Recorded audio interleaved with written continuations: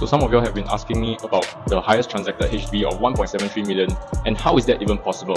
And I'll be sharing with you some reasons that even 90% of other realtors do not know about.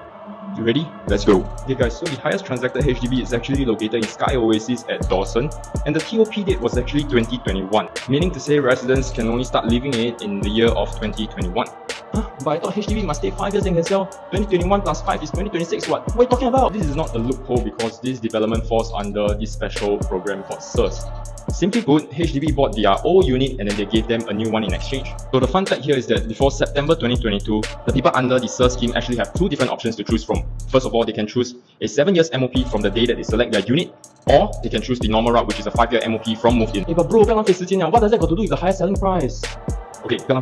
First of all, it's beside Queenstown MRT. It's not under any special restrictions, not like the Prime, nor the Plus BTO. Secondly, Sky Oasis is slightly newer than all the other units in the area. Thanks to this MOP structure, it has 2 years more than other units. And then lastly, not everyone chose this 7-year MOP route, so technically the supply is very scarce.